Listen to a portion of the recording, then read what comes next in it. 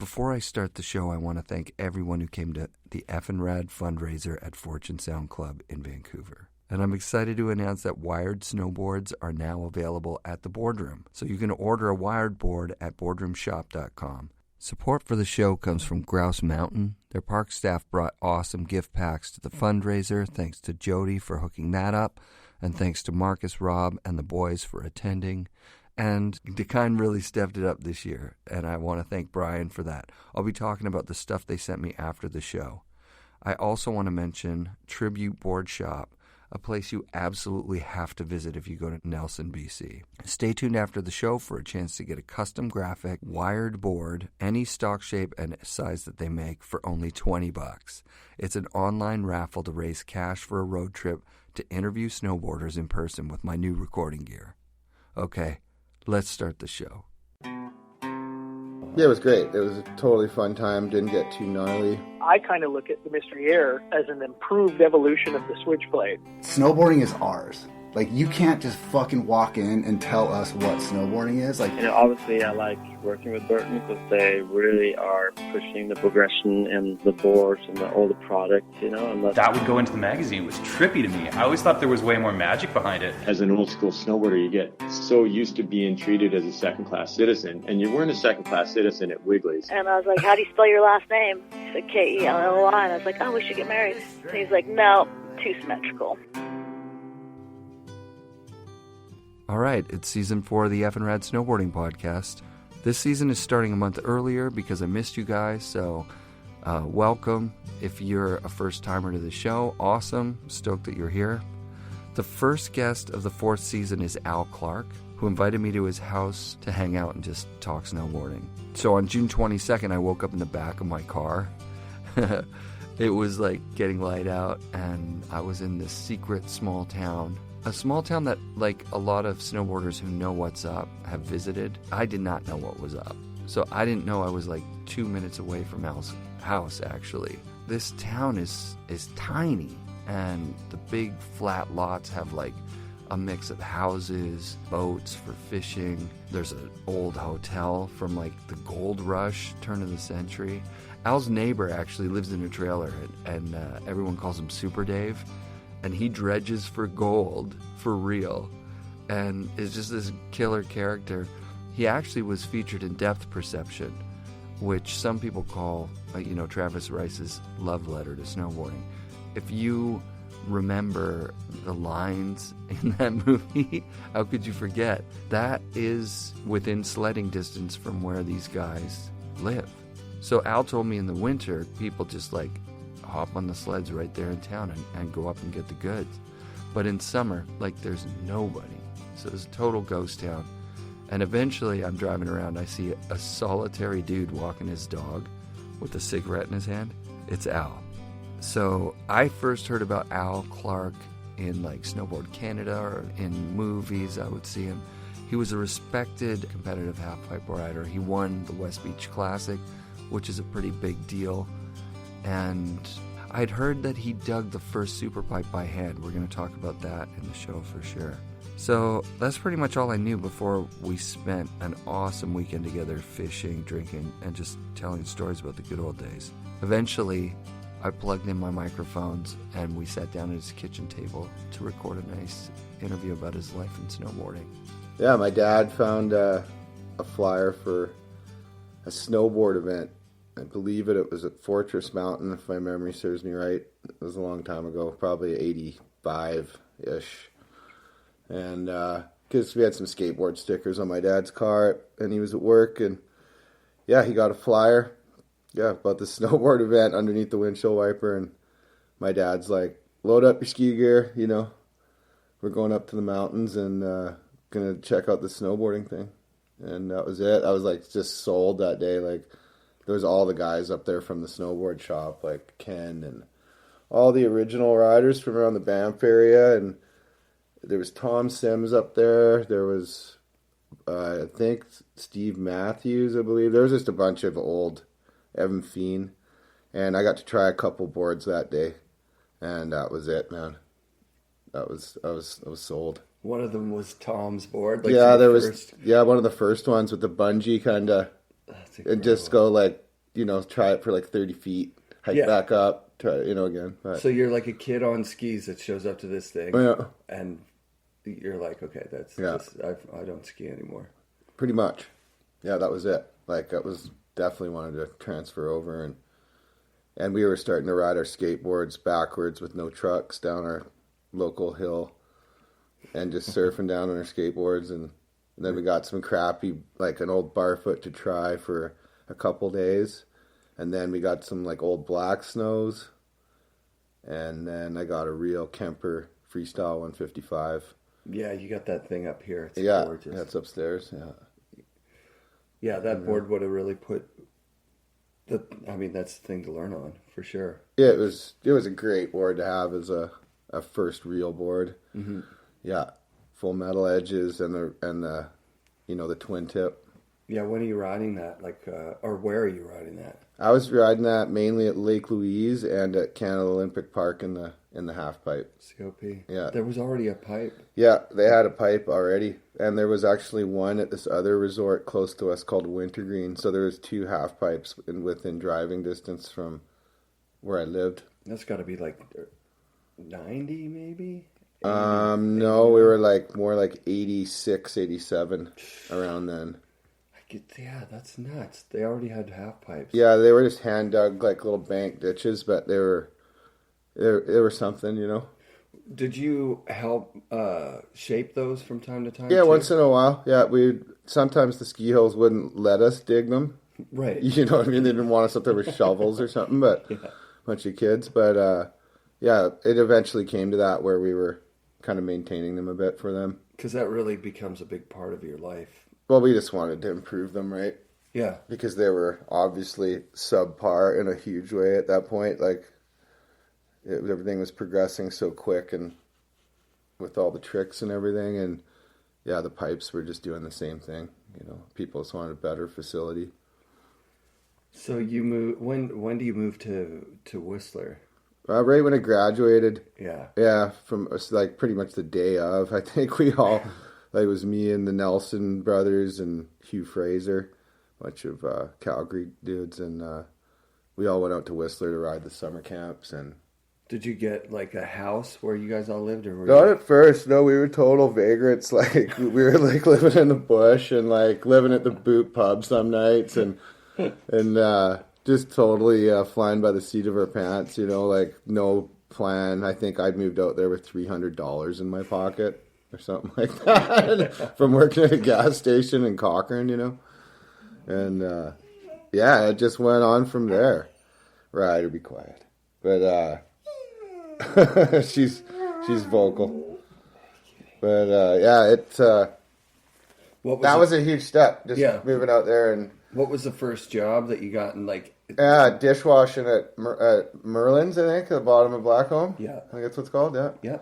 And I was working there with Trevor Peterson's wife, Tanya, and I just right when they had Kai and Neve and all that, and I was already good friends with Gallup through a couple opportunities I had while living with my parents, working through the snowboard shop and whatever. So you'd already shot. I already shot a bit with Gallup, yeah, but they were Gallup was really tight with Peterson's because of Trevor. Yeah. Yeah. And so I ended up spending a lot of time with them and with Trevor and with Gallup back in those days. That's rad. And just kind of limping through on a dishwasher's budget until things kicked into the point where I didn't have time to be dishwashing anymore. But when did you get on Sims? Were you on I was Sims on Sims already from like on a real basic level from the Calgary days. Rad. From probably 89 or 90, I believe, I probably would have got on Sims. And then, that lasted a long time. It was an amazing tour of the world, if you want to put it that way. It's like one big field trip, Yeah. Yeah, it was awesome. So you get established in Whistler, like you get a place to live and all that, and you realize, okay, this is where I'm going to be. Yeah, that's kind of where we had to be at that point if we wanted to be legitimate snowboarders. I mean, just to get things done and be around the right photographers. And like the Pendergrass brothers were great. I mean, they kind of took me on Pretty much right out of the bat. I mean, they put me through the test like who's this kid, but like like Kearns and all them did, right? Yeah. You had to prove yourself a little bit there, but no, those guys were great, and through Sims, we ended up working a bit together, and the things just escalated there. It was just one step after another, pretty natural progression. Early '90s, and what's the season kind of for you in those days? Like a lot of resort riding, plus a couple of trips, kind of thing. Get a box of boards in the beginning of the year. Yeah, basically it was like I'd just get a bunch of gear at the beginning of the year, and we'd actually do quite a bit of free riding, just like me and Sheen and Mikey back in those days, Mike Yor and Akasha.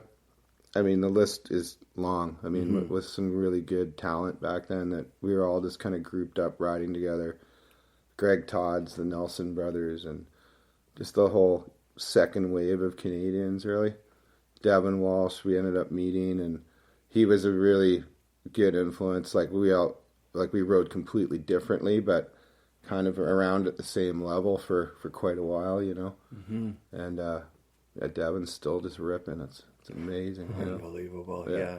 He's had one of the most long-lived careers. Definitely keeping himself in the right limelight and where the sport was going, and just progression of tricks and big mountain freestyle, So, like he just was owning it, Does Devin come up there and that kind of leads into the sled stuff? Like he starts around that. I mean, now we're getting toward, what year would that be? Probably like 96-ish. Yeah, so that's I think that's when we all started getting snowmobiles. Yeah. It was like all of us at the same time, really.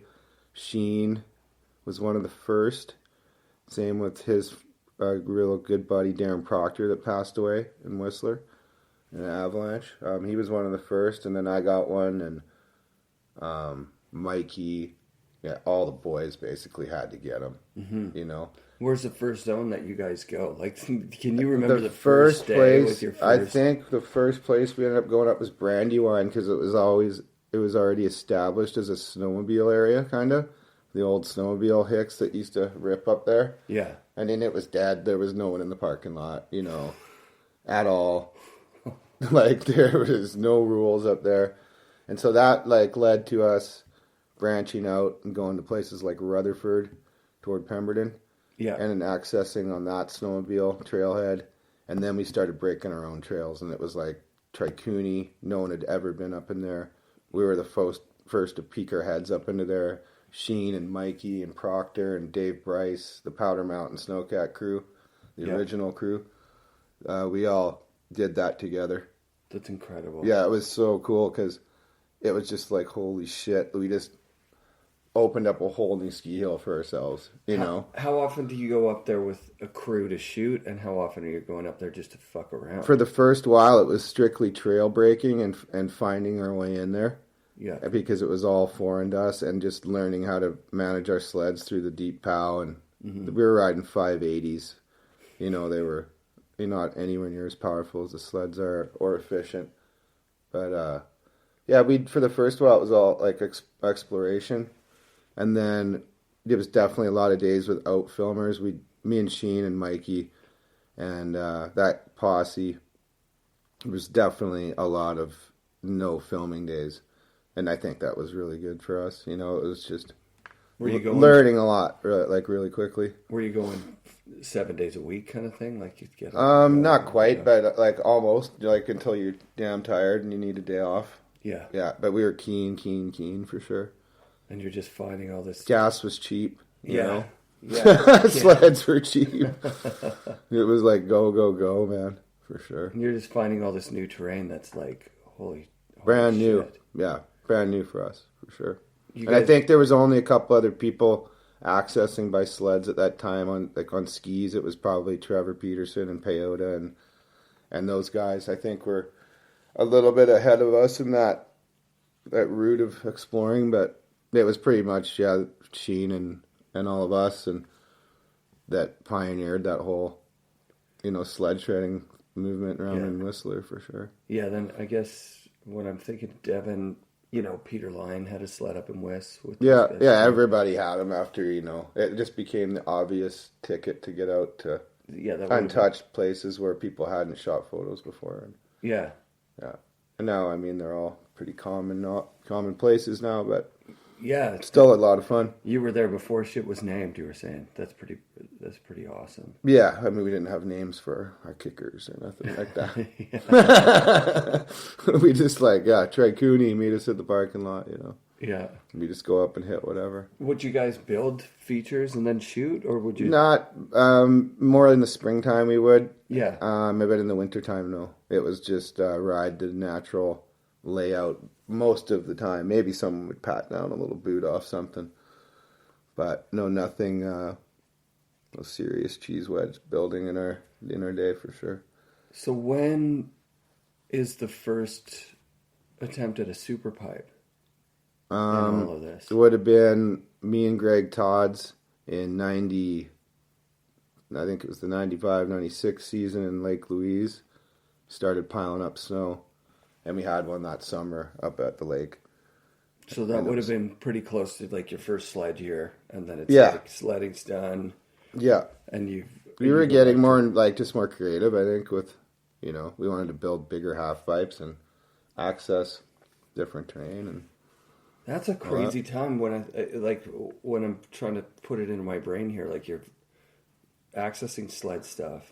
You're competing on the World Cup level for your half pipe. Right, yeah. Which in itself that was just a whole other fucking animal. What kind of schedule was that for you? That was fucking just hectic, yeah. That was, that took a lot out of me for sure, because I was always nervous to ride in front of huge crowds. I was always battling that, and then just the schedule, the nonstop of it. Mm-hmm. But I got into it, and I was actually placing really well, so I was super stoked on my results, and that time was it was just a learning experience. I'm glad I did it. Who were the big guys on the tour at that point? Terrier's winning. Yeah, in the ISF tour, we when nobody had bounced over to FIS yet. Mm-hmm. It was Terrier, Brushy, Palmer, Salaz, everybody, Duck Boy. You had there was a huge, it was kind of that transfer era of the era before us into our group of pros coming in. Kale was doing well in the half pipe, and as a kid, yeah. Kevin Young was doing well in the half pipe. Yeah, for sure. There was a lot of rippers there, and then it just transferred into the FIS, and then the people we were competing against kind of changed because we didn't have Terrier anymore. Right? He was fucking not into it, and Brushy and them had already they weren't planning on really doing another year of competing. Mm-hmm. I think they were already just kind of closing that chapter. Well, he probably naturally, switched to ride or whatever. Yeah, that was around that time too. He didn't have to compete anymore. Exactly. He was just taking a paycheck and doing his own thing. Yeah. So that changed it a lot. The top heads we were competing against. Also, at that point, Big Air comes into the idea, right? That would have drawn out a bunch of people that, being mediocre at half pipe is a fucking difficult place to be. Yeah. Yeah, pretty quick if it's worthwhile or not, right? Mm-hmm. And Big Air's a whole different animal. Oh yeah, yeah.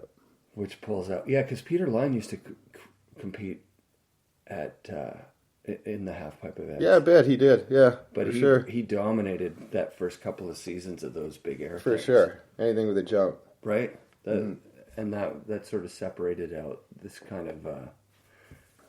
I've never really thought about it before. The cheese wedge kind of Big Air jump.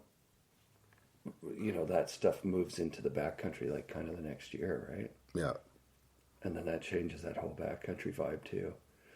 So you guys are out there with sleds the first few years, just bagging lines. Yeah. Without film crews, just out there fucking. Yeah, at first, definitely just learning the new spots, and becoming comfortable out there. And so so to keep it on track with that, you dig the first Superpipe. Yep. And who's Did you have to rock, paper, scissors for who gets to drop first the first time? I can't even remember, and it was probably me or Greg. Yeah. For sure.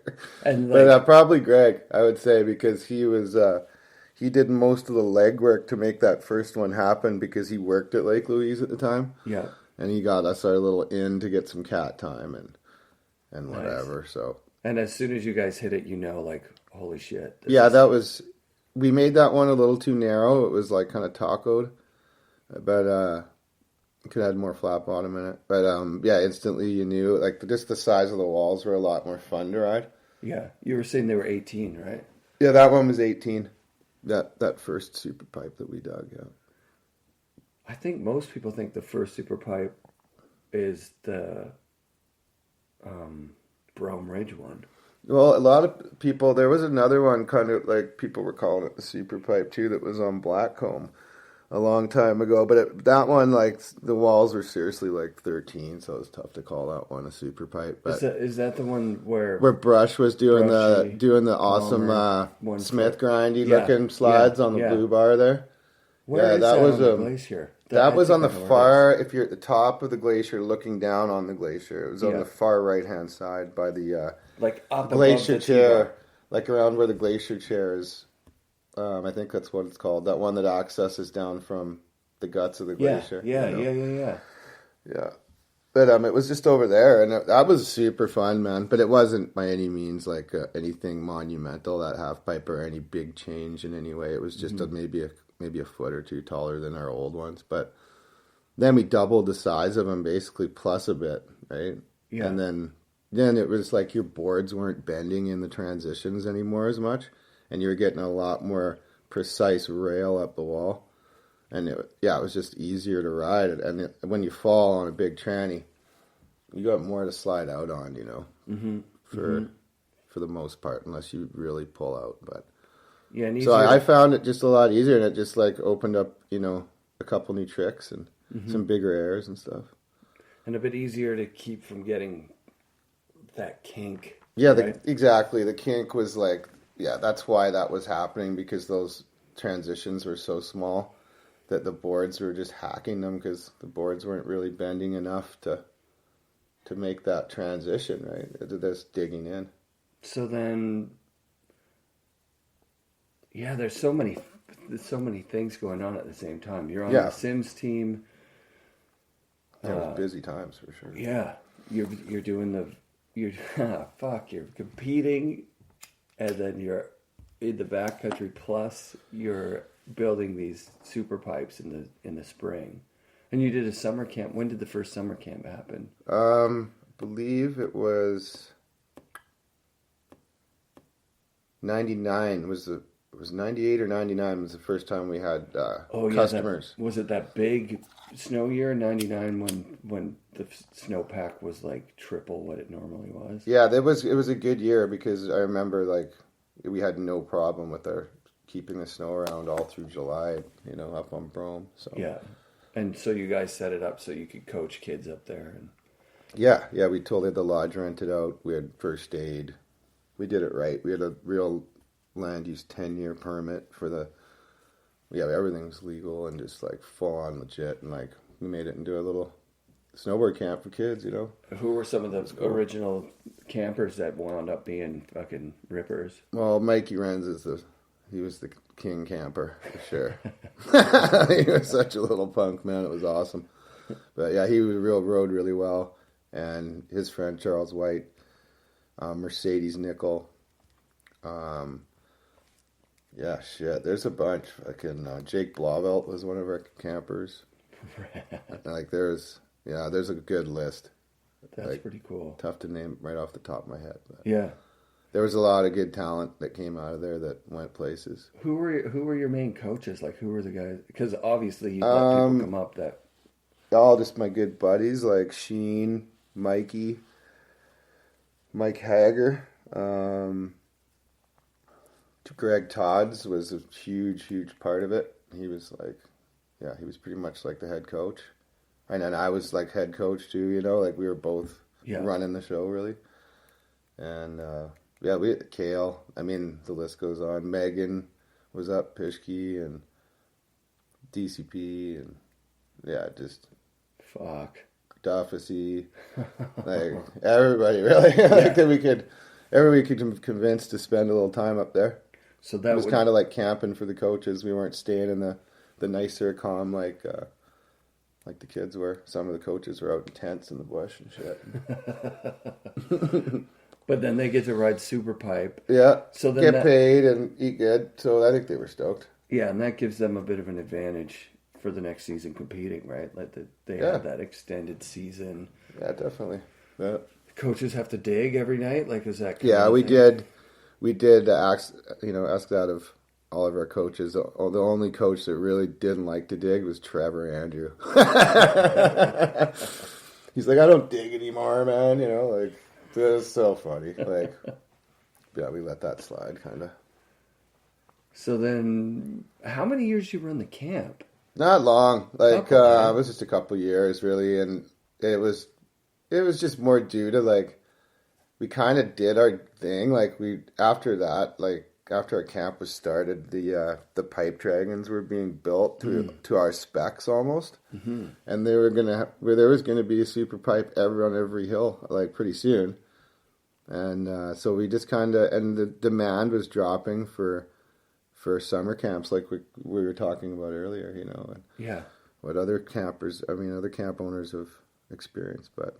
Yeah, it wasn't really. We were kind of breaking even too. Yeah, and it was a ton of work, and it was worth every last little second of it. And a lot of good things happened up there. Really good progression, and probably your best competing years. DCP and Megan met up there, and you know, there was some good shit. You know, yeah, probably your best competing years were like the years that you were training at camp too, right? Yeah, definitely. Well, I was just coming out of I was in my tail end of competing. I was more riding half pipe just for the more pure fun and progression of it at that point. Cool. I'd won the Westbeach Classic. And when did that happen? That was like 98. And then I was kind of like, and it was right after all that Olympic bullshit. And I was just really stoked to, you know, have that one. And then I wanted to focus on filming some stuff like in the pipe and in the backcountry on the sleds and stuff. Yeah, do the camp and just do some different stuff, right? Have you always snowboard some more remote areas? And have you always been this busy of a dude? No, I mean that might sound like it might sound super hectic, but that was just a lot of fun. I thought at that time, but now no, I'm really like just enjoying my time in the mountains, like work in the summer or whatever, just to be able to snowboard all winter and be able to snowboard with people that are around snowboarding and just enjoy the winters and snowboard for the exact reasons they started doing it, you know? That's rad. Like, 'cause it's fun. You were good friends with Noah, and we were talking about Alaska trips, like an Alaska trip with Noah. Would that have been around in that time, or would that have been a little earlier, maybe? That would have been earlier, yeah. That would have been around probably 97-ish. Yeah. I think we went up there, did a little trip. Yeah, it was eye-opener. Super good. So he'd been going up there a couple of years. He'd already had a few trips on me, yeah. Yeah, because I think TV5... But to me, honestly, it was like, it wasn't a lot different than some of the things we were riding in Canada, but it was just, there's no trees. The mountains are around the same size and whatever, but... No trees. The tree line's, you know, way lower on the mountain up there. Yeah. So I just kind of thought of it like that and didn't really let it intimidate me too much, you know? Yeah, I would just trying to went for out. Yeah. That's all how you look at stuff. Like, once you get on top of some of these runs, they actually don't look so bad, you know? Yeah. I'll take your word for it. It's just some of the film angles will make it look horrific, but... Yeah. Well, they had explored that zone, you know, a couple years. And like it sounds like from talking with Jeremy Jones. Yeah, they put in a lot of time up there, man. They kind of got their zone, and then there was like a money zone that they went to for a few years. Yeah. Until Jeremy started like walking out of there. Yeah, getting the maps out and looking deeper for sure. Yeah. So your Alaska experience was fucking on point though. Huh? Yeah, it was great. It was a totally fun time. Didn't get too gnarly. You know, I was in pretty much my comfort zone every time I was up there. It was like Juneau and and up in Anchorage and whatever. When did you get a pro model? That would have been the 96 season, I believe. 96, 97. Yeah, 95, 96, and then I think I had one. Yeah, that was probably it. Yeah, 95, 96 season. Yeah, you were talking about the cover shot, and like almost immediately, it's like, okay, here's a pro model. Yeah, that was a surprise. I never saw that cover coming. It was just a... Who shot it? Gallup. Oh, it's gorgeous. Yeah, but I never saw myself having the cover at that point. But yeah, it was just one of those sick blue days at Lake Louise, and everybody was dropping some massive cliffs that day and feeling it. So everything just kind of clicked. Oh, that's so sick. Yeah. I'm still stoked on that cover. I mean, it still holds up, I think, today, which you know what I mean? It's a big cliff, so stoked on it. There was an era there, started kind of with, you know, like Scott Schmidt, Glenn Plake, kind of like free mountain skiing. Mm-hmm. That there were big cliffs. Like we talked about this yesterday. Damian Sanders and Steve Graham did shit that was... Oh, yeah, and all that's old movies, man. Like, if you look at the size of the airs that Steve Graham and Damian and all those guys are doing. Like, Parada, Farmer, Hatchet, all those dude, guys. They're riding like some fucking big shit for back in the day in that equipment, man. There's some big cliffs that went on.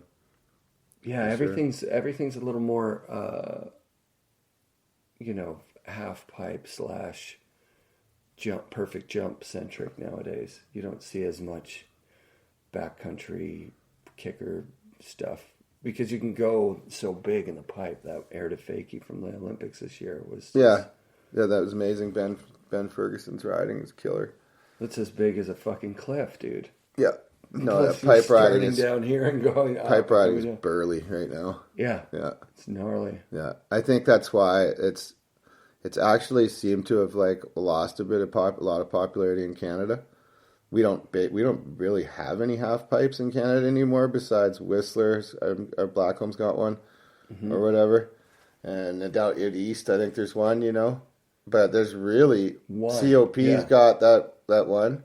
But like they're very, very rare these days. So we're not really producing any real unfortunately talent in the pipe out of Canada right now. It's just kind of stagnated a bit. Yeah, there's nowhere to train. Yeah, it has been that way for a while. There's been a few guys, trying to keep it going, but it's pretty tough with lack of facility and all that. Yeah, 2010 having the Olympics in Canada, they only had a half pipe at Cypress the year before. Right.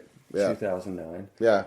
Then they had it 2010 and as soon as the Olympics were over, they just... Yeah, that's kind of usually the way it goes with like things involved with, that kind of level of sport. It's like they'll really try and cater to it like the year before. But, I mean, you could imagine if Canada didn't have hardly any hockey rinks, what would happen, right?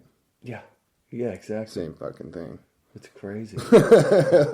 So that's kind of why there isn't the pipe, like they said pipe died or whatever, but it's like, no, kind of like the competitive industry in the ski hills, like insurance problems and stuff kind of killed pipe actually, It's also around really hard to maintain. Because there's a lot of kids in the States that just rip it because there's still a lot of half pipes down there. Yeah, where are the best places for half pipes? Because I think... Mammoth. Yeah. And then you got Hood in the summer. You can get some good ones. And they got lots of good pipes in the States, like especially out east. And I think there's quite a few. I mean, like you got there's one like Park City, and they've got them in Colorado. They got lots of half pipes. Yeah. Right? They kept that going, and their terrain parks they're insane, right? Like comparatively. I mean, Whistler Blackcombs, they probably got a pretty amazing one, but yeah, definitely. It's pretty. I mean, it's just not the same up in Canada than it is down in the States for facility. For years and years too, like it's always kind of been that way. It would snow on top of the park at Seymour, even anywhere, and it would be a few days before anyone would go back and try and do it again. Yeah. It's a lot more. You're dealing with here. Yeah, exactly. Yeah, you're dealing with a lot more snow. You know what though? Having seen what Mount Hood does on Timberline, like they deal with pretty heavy snowfall. They're just on it. Yeah, no, it can be done. I mean, They're really, really good at doing Some that. hills do amazing amount with what they have. Like Mammoth is amazing, I think, for their facilities that they put together. It always has been that way. Yeah. Well, we talked a little bit about the different crews, like before even, like, because you guys were second generation pros, right? I would kind of say around there, yeah. Right, but you've got that Tahoe crew, and there's that feeling around Tahoe, which is really sim-centric. A bit of avalanche stuff there, but really sim-centric crew in Tahoe. Then you've got the Whistler crew, which is made up of a lot of guys that are sometimes in Calgary as well, right? And then you got Europe. You've got a whole European crew. Oh, yeah. But by the time it's your generation, you guys are traveling all over the place. You went to Japan. Yeah, I went to Japan quite a few times for sure, with just promoting sims. I think a lot of people now, like my age, and going to competitions there too. Yeah, a lot of people my age now want to go to Japan just from seeing the footage of you guys being there. Yeah, I think there was a good energy like about through the snowboard films, especially like the old, like Fall Line films and all those amazing early flicks. They really displayed Japan in a cool light. Yeah, it made you want to go there. Yeah, I remember seeing some Craig footage of Japan and just being like, yeah, that looks like another world. There's those old movies really made you want to travel. It was cool. They made you want to explore all these places. Totally. Yeah, which is kind of lost, I think, in some of the films these days. But what did you think of depth perception? Yeah, depth perception, man. It was awesome. I mean, it's just amazing. We're fucking budgets and the talent is gone, for sure. Yeah. I mean, a lot of people, know that they were all here at my house for filming that whole thing. And it was great to have them, man. It was busy, lots of work. We were helping like with food and accommodation with those guys and just helping their days go. And they work so hard though. It's like they take it so seriously. It's a totally different thing than what we did. Yeah. Completely. They're in bed early and behaving themselves every night and shit. It was like, holy shit, what's going on? But no, it was cool. It was great to have Travis and Robin is just ripping, man. Like she's by far the best big mountain female rider out there. That's rad. Hands down. She's just killing it. Yeah, and that terrain is in your backyard, so yeah. That's pretty fucking sick. Yeah. No, it's incredible stuff. For sure. Yeah, but that was I think the movie turned out, pretty well. Because they were kind of just flying by the seat of their pants, kind of think, making up a storyline. And they had my neighbor Super Dave involved there, as you'd see in the end of the movie, which is pretty hilarious. Which Travis needs to send Super Dave a package still for. And yeah, it was just a fun time, man. Yeah, I got to stay in that cabin last night. That thing is sick, dude. Yeah, it's neat, hey? It's cool how they made it look like it was in the middle of the forest. Yeah, it certainly did. I have to go back and watch. I don't know how they shot it like that without getting the house in the background or whatever.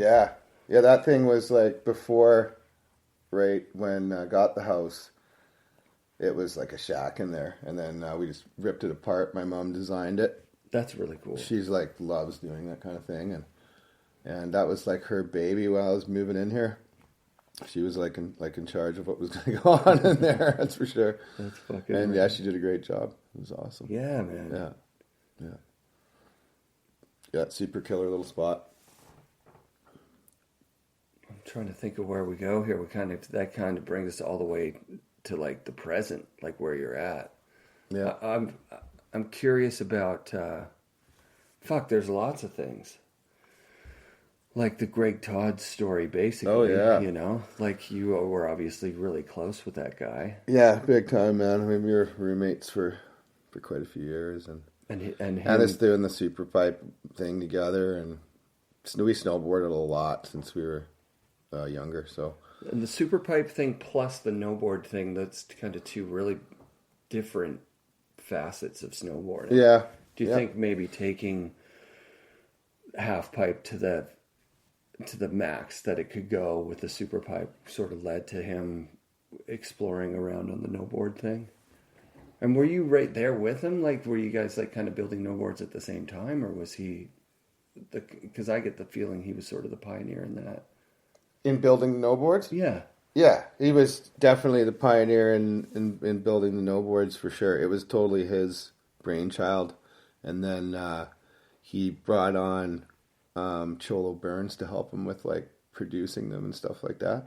Yeah. And those two just, they flew at it, man. And they did a great job. And it was a super little fun addition to your snowboard quiver, you know? Totally. And a lot of people I know, you know, that's all they do, you know? I definitely am loving my bindings and then, you know, have a few days on the snowboard, but yeah, those things rule, man, for sure. Yeah.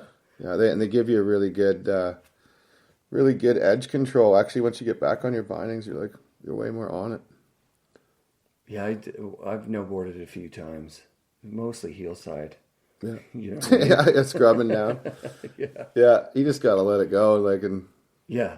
It works, you know, if you have the deep enough snow. It totally works. Yeah. So do you, because when I talk with Johan, that's all he does is snowboard. Was he a part of that crew, or did it just? No, he was hanging out with me living with me for quite a while. So when I came out here and started riding with Greg and everybody was into that. And so I brought one back to the Whistler area and we started messing around on it. Yeah, he really got into it and he was designing real boards built for them. And so he was pretty much living with you right up until he met his wife. until And then they took on the business and he's had a daughter, so he's kind of pretty busy over in Sweden right now. Mm-hmm. But we're still keeping in touch all the time. But hopefully he might make it out for a visit this summer. And maybe next winter. But he's just busy with the ski resort, you know, that him and Ingmar and the crew totally have got going over there. So his last few years out here with you guys, that's up in Braylorn mostly, huh? No, the last few years are actually probably in the Rebbe area. Oh, okay. Yeah, me and Johan were just riding RMR there for a couple of years, just nonstop every day pretty much. And because that place was dead at that point. Yeah, there was no one there, and it was. We had a good few years there where it was just empty. When did it start filling up? Just in the last few years now, it's really gotten bottlenecked up there. There's just not enough chairlifts for that kind of amount of people. It's a nice resort. It's an awesome resort. It's an awesome town for sure. Yeah, it maybe wasn't built to handle that kind of load. Of tourists coming into town. I mean, a lot of people coming from Calgary. Yeah, the access to the ski hill is like right through a residential area too. Like it's just must be hell for the people like living on those streets.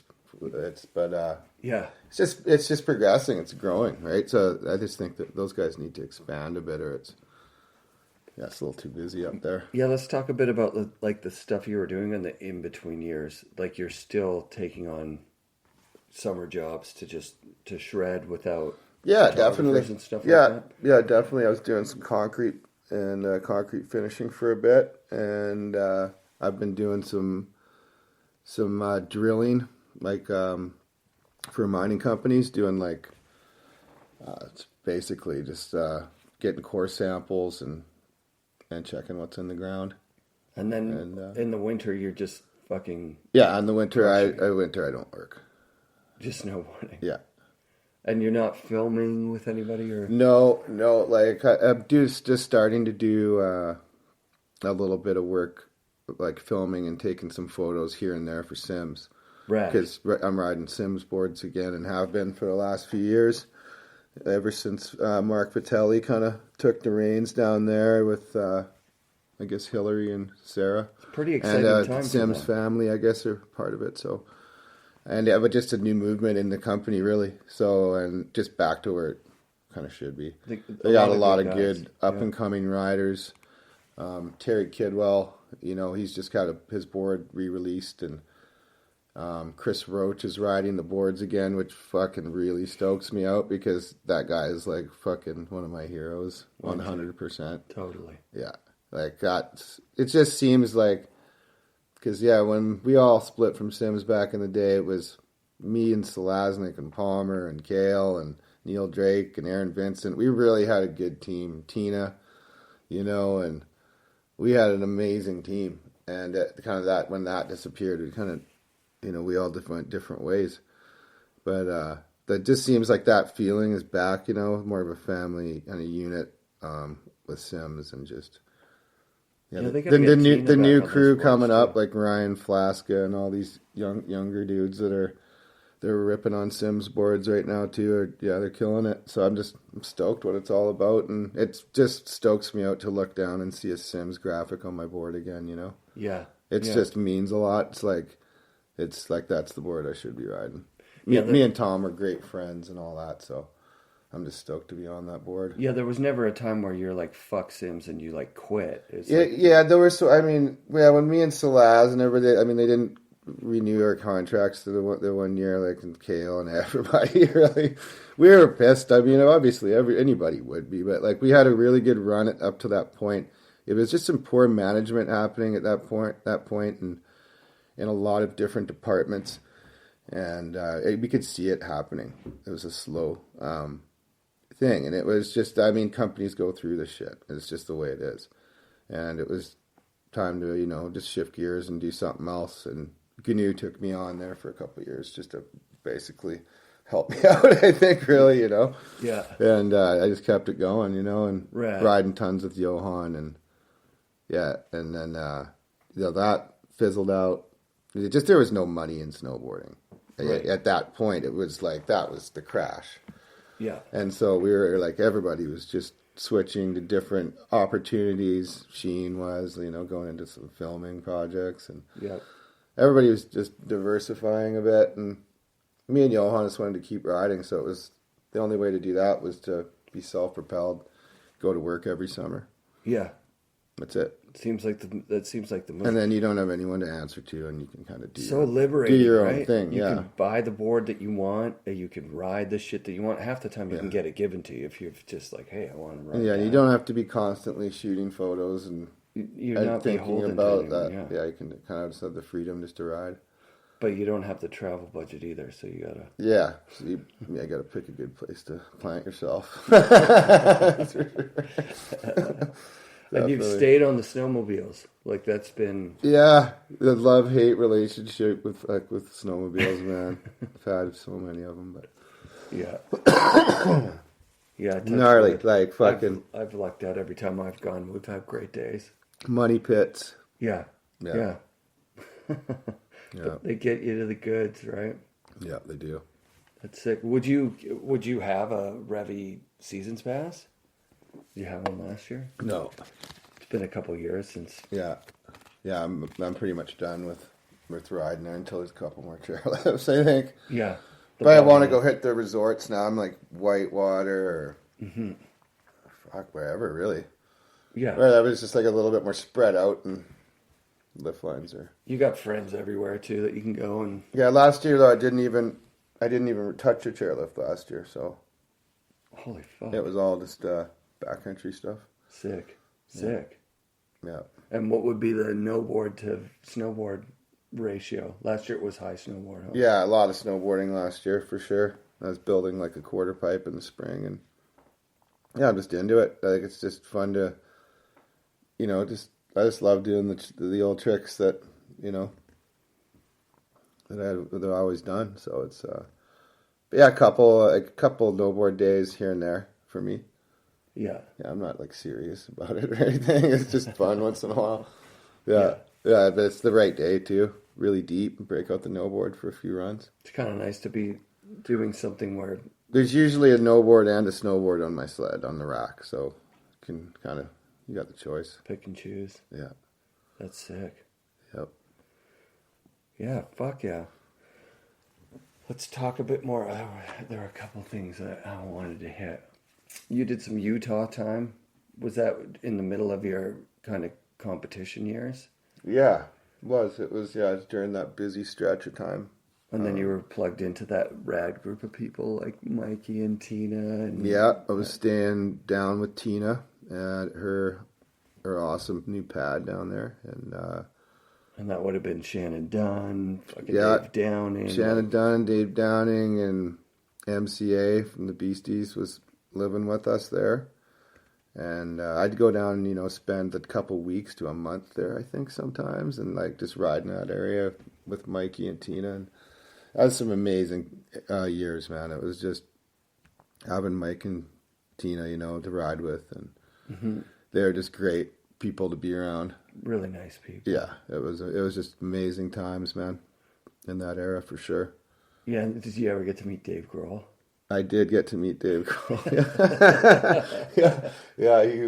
He was on one of our Sims trips. Yeah, that's amazing. Yeah, and he was just like they're like, oh, and we're also going to bring this guy. Yeah, well, yeah. I mean, me and Tina, as a lot of people know, had been dating and whatever for a while, and me and Tina started to move different directions, and she ended up dating Dave, and I was dating a nice girl from Sweden at the time, and. So everything was good, it was cool. It was just a big family unit really on Sims, like up until those later years, when they got rid of all that crew, but it was a good time. Dave was a really, really nice guy. He's a pretty good snowboarder. Does he hold his own? Yeah, he enjoyed it, I think. Yeah, like as far as I can remember, it was just Yeah. We were just doing a Sims photo shoot when he was hanging out. And, yeah. Who would be on those photo shoots? Was that like you, Salaz, Palmer kind of thing? It depended sometimes, like on who was where. Like sometimes Salasnek and AV didn't want to leave Tahoe or whatever. You know what I mean? So they do their end of the shoot there, maybe. But for the most part, they always came along. But and Palmer, right? Like, who knows where Palmer was? Sometimes he'd just turn up. Nice. But, it was all the crew. Neil Drake and, Aaron Vincent, Slaz, Tina. Aaron Vincent, Mark Fawcett was always kicking around with the Sims crew. He was the racer of the crew. Yeah, he could hold his own. But he was a ripping free rider too, man. Yeah, he could hold his own free riding. Still is, actually. He's down living in Nelson or something. He even competed in pipe sometimes and didn't do two. Yeah, he enjoyed half pipe, I think. Yeah, for sure. Yeah, he was a super strong snowboarder. He's part of this shop, I think, isn't he? Tribute? I believe so. Yeah. I think so. Tribute, the name's... Not 100%. But it's actually a tribute to Craig Kelly. Like, they opened the store, and it was the year that Craig passed, and they're like... I think they had some other names picked out, and then they're just like, fuck it. It's a tribute to best guy. Yeah. Yeah, you got to ride with Craig a bunch, huh? Yeah, I did. I was super fortunate to be able to ride with Craig. That was mainly thanks to... kind of my first sponsor and hookup was Ken Ock from the snowboard shop in Calgary. Yeah. And he really opened up every door, for me in the beginning. Yeah. Guaranteed. And, he brought me to Weegley's, and Craig was happening to be there. Cool. And I was supposed to go back home on the Greyhound bus, I believe. Yeah. And, Craig, he we were riding together, and he's like, dude, you're really good at riding powder, man. You should hang out for the rest of the week or whatever. I'm like, I can't, man. I got to go back to school. I don't have enough money to do a couple more days, Yeah. It's like, and Sims were just starting to give me little bits of money to do things. But, so Craig paid for the rest of my week. And then... to put that into perspective... and then he's like, by the way, he's like, just got to call your parents and ask if it's okay and whatever. He's like, I'll cover it. We're talking about the main rider for Burton. Yeah. Paying for a Sims team rider. Yeah, I know. To Heli board. Yeah, it was funny. Yeah, it was a good time. But that was like Ken bringing me there. Yeah. And then Craig paying for a couple more days, which made that just an insane trip for me. Yeah, of course. That's rad. Yeah. What a fucking dude. Yeah. That was the first time I ever went heli boarding. Yeah. And you got to stay at a nice lodge. And Weegley's. Eating like like champ, and like, yeah, plush cabins and all that. Yeah. It's a different world, hey? Yeah, I was like an eye-opener. Yeah. And that was like on that trip too. It was like Mike Estes, Rob Morrow, Schwarty, Kearns, like Johnson. I think there's everybody there. Dave Ock.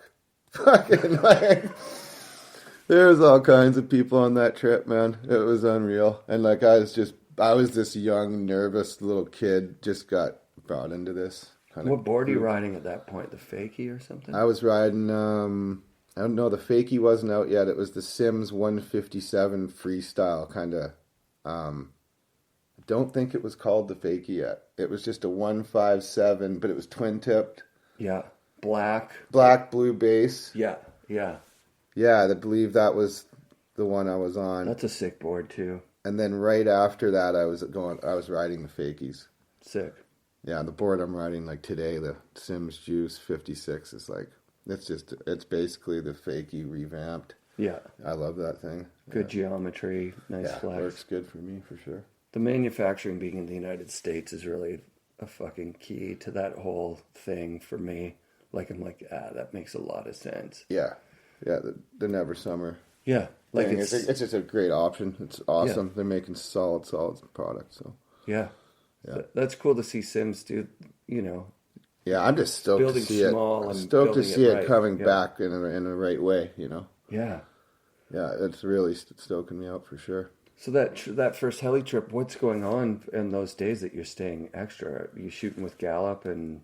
Yeah, shooting with Ken and Ken too, for Nature of the Beast, that first movie that Ken made from way back when. I have it upstairs actually. We gotta watch that. My mom just found it at her place and dug it up, brought it over here. But yeah, we were filming for that.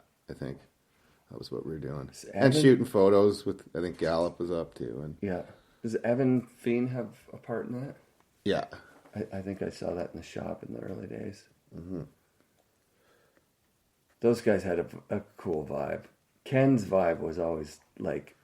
That was hilarious. Hilarious, like silly, funny. Yeah, it was crazy, man. It was just... Actually, Craig was kind of on that tip too, like a little mischievous, like shit's going to be... You know, did he ever pull any practical jokes on you, anything like that? Craig? Yeah. No, not Craig. Like, Craig was always kind of looking out for me while everybody else was fucking, like, Kearns was fucking with us hard. Like, how would Kearns fuck with you guys? Oh, dude, he just, like, you know what I mean? He was just that big, mean, big brother, you know, for a little bit. Like, putting us through, like, the test. Yeah. You know, like, you know, see if we could actually hang with these guys and whatever. Like, he was just giving us a hard time. Like, you know what I mean? Like, yeah. He'd humiliate you in like a room full of your idols, you know what I mean? And like, it'd just chop you down and see if you could take it. And no, Kearns is great though. I love Kearns, man. I always will love Kearns. He's a good shit. And yeah, I'm glad that Kearns and Johnson and Maury and Dano and all those guys around that gave us a hard time when they did. That was a good thing they did. I mean, you know what I mean? We had to kind of earn our way into that thing. What was the thing with Kearns and getting behind the bar and chasing the bartender out and all that shit? Oh, that's an old New Zealand story. The glass igloo, where I was walking down the main street of Queenstown, New Zealand, and they had this bar, and I'm not sure if it's there anymore, but it was a big, huge glass igloo, and all it had in it was just a huge bar. And we walked by there, and there's basically all the Canadian, like the whiskey posse in there. Like Kearns, Johnson, Hager, Tosh was in there.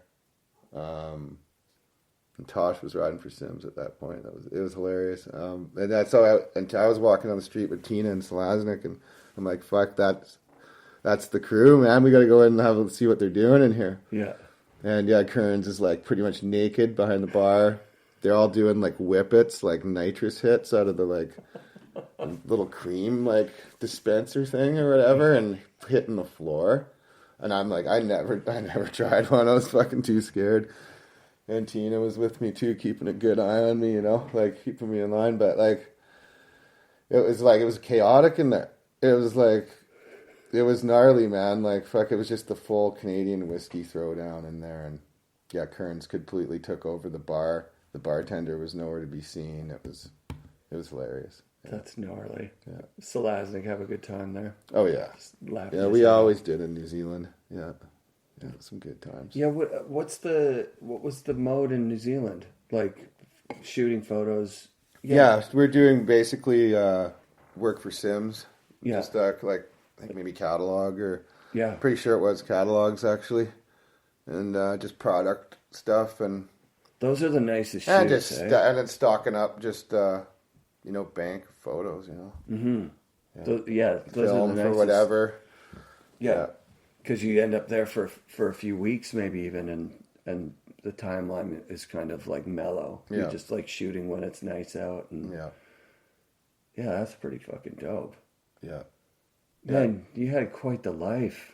I've been really fortunate, man. It's been an amazing ride. Like, it was like I said, it's just one big amazing field trip when I look back on it, But it's still, to this day, it's given me a lot. I mean, I really love snowboarding still for my own reasons, man. Like, if someone really wants to, like, film every day, I'm just not into that. Like, I'm just not. Obviously, I do a little bit of filming for some projects I'm dedicated to, like, just promoting Sims and Vans help me out. So I'm definitely working toward like little things, but I know what I should be doing and how much of that shit I should be doing, because I mean the reality is I have to work too and keep the house going and all that stuff, you know what I mean? There's lots more to life than garden. Yeah, the garden's huge. It's a big project and just snowboard for fun, That's, yeah, it's kind of crazy when you think of pros that were at that high end level that just kind of dropped off. Like, I think for some people it was tough when their free ride stopped. Yeah, when the money dried up. Yeah, I mean for some people there was a lot of money and then it dried up. Right? Yeah. For some of us it wasn't so much money and it was just an easy transition, or just still stoked on it enough to keep doing it. It's all different for different people. Some people, have kids and, and family and all that. And like, you get a lot of obligations there. And I'm a single guy, no kids. So it's, I got pretty much a free ticket and what I want to do every winter. And I'm enjoying that while it's that way, Yeah, that's fucking sick. Yeah. Trying to think of what I was just thinking there. It's almost stopped raining, man. Time to go fishing. Might be time to go fishing here. Fishing break. Yeah, man. Then we could do a little bit more if you want or whatever. Yeah, for sure, dude. That was fucking sick.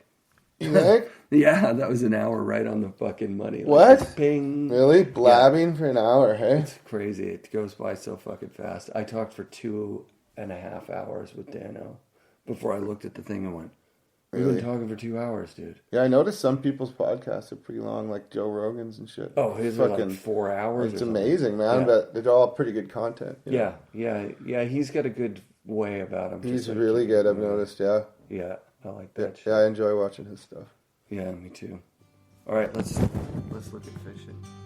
FNRad shoutouts this week to the Man Boys. They were kind enough to let me get in on their Vancouver movie premiere, which was held at Fortune Sound Club last week. I saw riders from every mountain in Vancouver. Every last prize was given out. We had bindings from Flux and Union. We had mitts from Salmon Arms, thanks Nick. Crystal from Intuition gave us boot liners and custom molding of those boot liners at the Intuition headquarters. We had goggles from Oakley, collector shoes and lots of goodies from Vans, wax from Beaver Wax, insoles from Shred Soles. Thanks to Nate Muson for those, man. That guy did the Not Snowboarding podcast for years, and I hit him up, and he sent me insoles for our fundraiser, so thanks, Nate. That was dope. Snow pants from Ride, and so much Caribou Brewing swag that I had to message the rep again to thank him twice, because I was like, Oh my God, I cannot believe how much stuff they gave us. Thanks a lot, Mike. That was sick, dude. Special thanks to Pat Bridges from Snowboarder for linking me up with Nick Hamilton from Transworld, who allowed us to do an early screening of Kamikaze. That was a fucking sick movie and a lot of fun. Extra special thanks goes out to Dekine. Brian hooked me up this year with so much rad gear. I'm going to be talking about it all season. Gore-Tex bib pants, fuck yes. Plus, I got a pullover jacket that was definitely designed by Peter Line. It's so fucking rad. Mitts. All I really wanted was a heli vest, which is like kind of an alternative to a backpack. It's just like a vest that goes over your jacket, and it holds a shovel and all your shit. It's so sick. I cannot wait to use it out on the hill. So thanks to Dekine, thanks to Brian for that. Also, for our listeners, Brian gave me 4 Heli Pro packs, which are sick fucking packs. I've got 4 of those, 4 different colors, and I gotta figure out some way to get them to lucky listeners. I'm gonna figure out some trivia thing. I don't know what I'll do. I want people to win these packs, and we're gonna give them out later on in the season for sure. For season 4, expect more long-form interviews with important snowboarders. We've had a great summer. The first hints of snow are here. Hopefully we're only a couple of days away from like full-on early season POW. One last bit of business. I'm doing a waffle on Facebook for a custom graphic wired snowboard.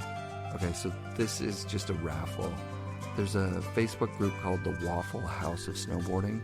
You need to join that group if you want to be a part of this raffle, and you definitely want to be a part of this raffle. So message me at FNRad Snowboarding Podcast if you're not already a part of that waffle group. The details of the raffle are this. We're going to have any size, any shape wired snowboard with, you can put a custom graphic on it, and Rob's going to build it for you right here in Vancouver. Tickets are going to be $20 each, minimum of 25 tickets, maximum of 50. I'm going to do that at the end of November. I want to mention again that wired snowboards are now available at the Boardroom Snowboard Shop. Go to boardroomshop.com and you can buy a wired snowboard and get it shipped anywhere in North America. So do that. They're good boards. They're fucking epic. All right. Come back next week for another episode of the FNRad Snowboarding Podcast, brought to you by Bike Room Productions.